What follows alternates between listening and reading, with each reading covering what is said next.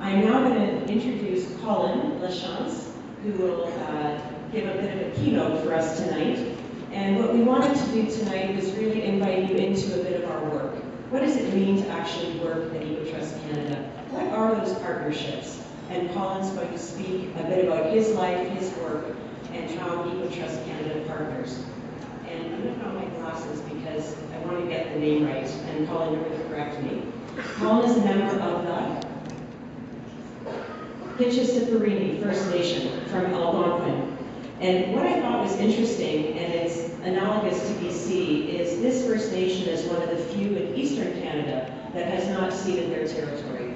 And for those of you who may remember, BC did not cede their territories. We are on treaty. And that is very interesting in terms of our work partnerships.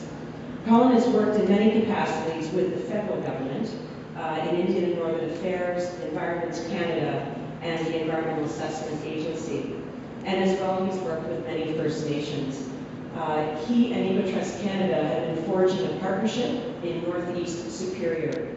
And I believe that's also something I should leave you with, in that while Ecotrust Canada's early days were forged on the coast, they actually, its activities have leapfrogged in the last several years to Ontario, to Eastern Canada, to the States, and through some of our traceability work internationally, of something we're very proud. So Colin, I'm going to turn the mic to you and say thank you, and thank you all for coming.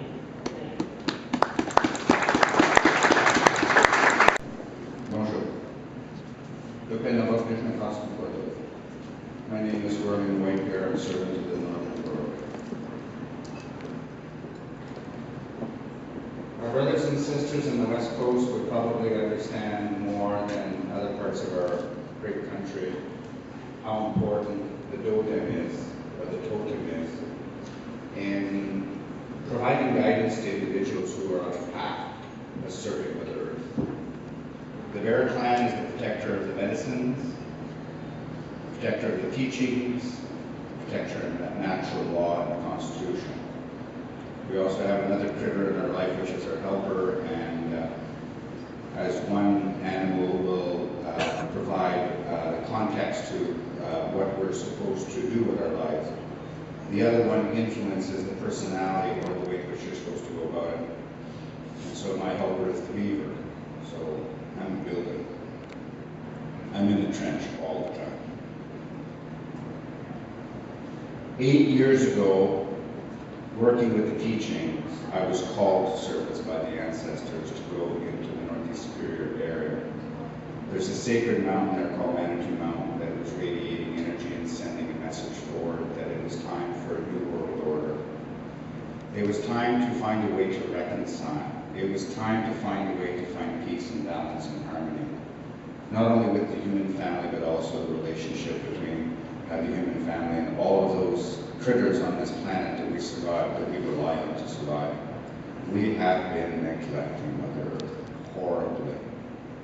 I remember reading Rachel Carson's Silent Spring in 1968, and I said, that can't be. I was in an academic stream, and the science program said, no, that can't be. And the more information came out about the challenges of Mother Earth, I said, could we be so smart that our species actually is smart enough to extinguish itself from the planet? And later on, I began to realize that there needs to be a huge shift in the way in which we see our world, and we cannot leave those in a position of authority to make those decisions on our behalf. We have to act, we have to be empowered, we have to rise up, we need to speak. This is the civil society movement. This is what some people would call civil obedience. This is the time where empowerment, and we exercise participatory democracy, which is a constitutional principle, and we all move towards egalitarian, and everybody works together. So I've been on an evolutionary path for some time, but the ancestors did speak, and so we have a special gift. It's a 700,000 hectare Chapeau Crown Game Reserve, the largest Crown Game Reserve in the world, where Aboriginal people were forced out of their homelands so that the reserve could be created in 1925. But then they let the trucks come in, and the boats come in, and the loggers come in, and there's not a single policy in place that makes it any different than The ancestors say that that was set aside in 1925 to act as that leverage point to say, government, if you're going to create a preserve, we've got leverage that will allow us to come to a new world order, a new balance. Conservation is not the same as preservation. You're not being held to that higher standard. So use that as leverage to get the Crown to pay closer attention to the ecological fragility of Mother Earth. So we've been working on this model for quite some time. It's based on an international best practices review of what community forestry really is and how all over the world people are rising up and saying we are the ones that have to be responsible. This is just one other sort of cog in that wheel of change.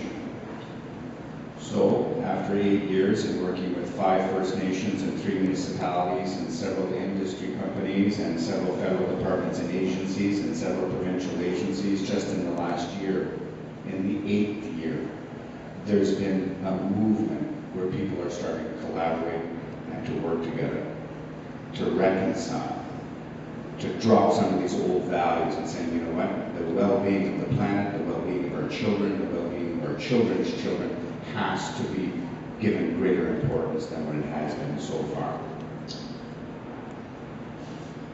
The Anishinaabe gift is the gift of vision. No vision, no development. If you don't know where you want to go in life, you're not going to get there. White man's gift is the gift of action. Action without vision gets you lost. But if you put the two together, then you have an action plan. And it has been written in the stars.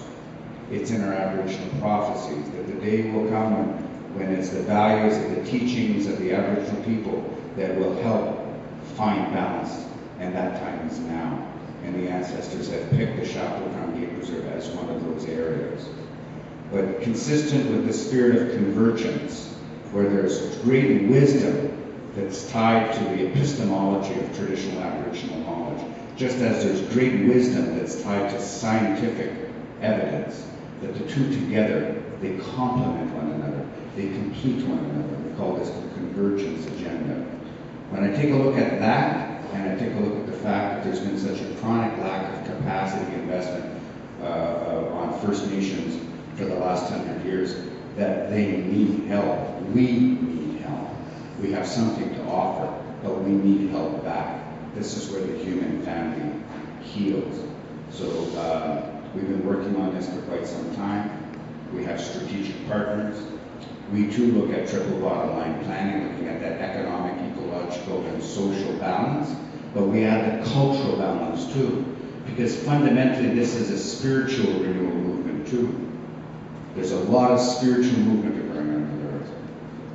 This is our medicine room, and we've reached out to a lot of our partners.